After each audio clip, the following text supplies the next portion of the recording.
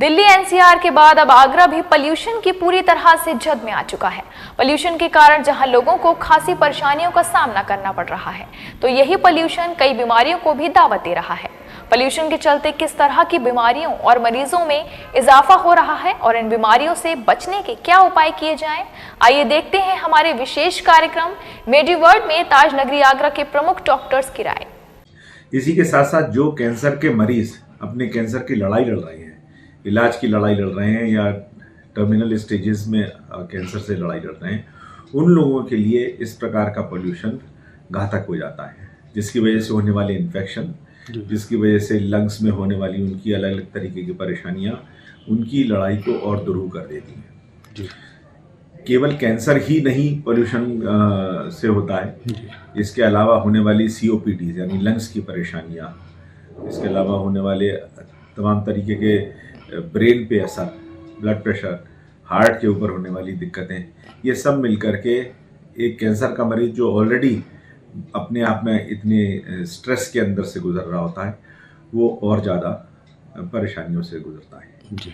हाल के दिनों में कोविड ने हम सभी के लंग्स के ऊपर बुरी तरीके से प्रभाव डाला है और हम सभी के लंग्स अपनी अब उस 100% एफिशिएंसी पे नहीं है जो कि कोविड से पहले हुआ करते थे। ऐसी दशा में एयर पॉल्यूशन हम सभी के लिए और भी ज़्यादा नुकसान पहुंचा रहा है। जी, बचाव के किस तरह के उपाय किए जा सकते हैं? मैं नहीं समझता एक व्यक्तिगत लेवल पर कोई भी बचाव का तरीका बहुत असरदार हो सकता है। इसके लिए सामूहिक प्रयासों की आवश्यकता है, जागरूकता की आवश्यकता है और हमारे को प्रैक्टिसेस में चेंज लाने की आवश्यकता है। चाहे वो प्रैक्टिसेस खेती से संबंधित हो, चाहे वो प्रैक्टिसेस इंडस्ट्री से संबंधित हो, या हमारे व्यापार या हमारे रोज़मर्रा की दिनचर्या से संबंधित हो। कूड़े को जलाना हमें रोकना पड़ेगा।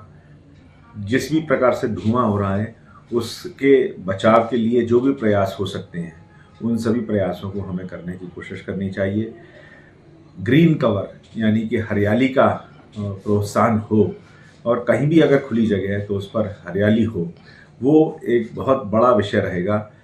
ये जो टेम्पररी प्रदूषण जो अभी देख रहे हैं, उससे तो सब जानते हैं कि सांस फूलती है और सांस लेने में कठिनाई होती है, लेकिन जो इसके लॉन्ग टर्म इफेक्ट्स हैं वो हमको नजर नहीं आ रहे हैं।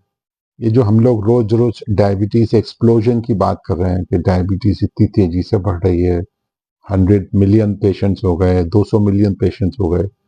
कुल मिला के डायबिटीज के पीछे भी फूड पोल्यूशन का रोल निकल कर आ रहा है। इसी तरह कैंसर आप देखिए किस तेजी से बढ़ रहा है। हर परिवार में एक आपको कैंसर का मरीज नजर आएगा, जो कि 25 साल 30 साल पहले नहीं नजर आता था। एक मोहल्ले में कोई मरीज को कैंसर हो जाता था, पूरा मोहल्ला देखता था क्या हो गया ऐसे। अब हर परिवार में कैंसर ऐसा हो गया है जैसे कि वायरल बुखार हो गया है। इसके पीछे भी प्रदूषण है। ये प्रदूषण जो 5 साल 10 साल 20 साल से जो झेल रहा है शहरों में, उसकी वजह से कैंसर हो रहा है, उसकी वजह से ब्लड प्रेशर बढ़ रहा है, उसकी वजह से तमाम स्किन के रोग हो रहे हैं, हृदय के रोग हो रहे हैं। तो ये जो प्रदूषण अभी दिख रहा है, ये तो एक जिसको कहते हैं ना टिप ऑफ द आइसबर्ग है।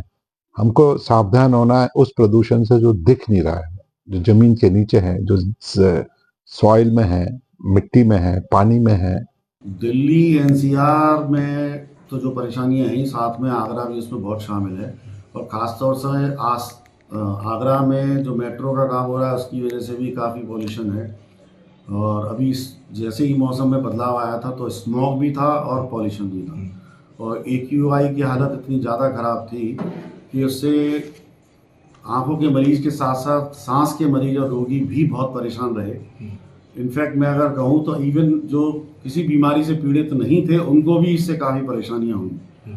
इसमें आँख, सांस के मरीज और स्किन की एलर्जी के मरीज अच्छी खासी मात्रा में बढ़े। ये बात मैं इसलिए भी कह सकता हूँ कि जो मेरे पास आँख के मरीज दिखाने आए इस परेशानी से पीड़ित थे, खैर हर एक को ये नहीं पता था कि उन्हें दिक्कत पॉल्यूशन से है, लेकिन एकदम से आँख की परेशानी के मरीज तेज़ी से बढ़ना शुरू हुए। तो मैंने नोटिस किया उनको सांस की भी साथ में दिक्कत थी और स्किन की भी प्रॉब्लम्स बहुत तेज़ी से बढ़ रही थी। इसको लेकर काफ़ी जागरूकता बीच में हुई भी थी।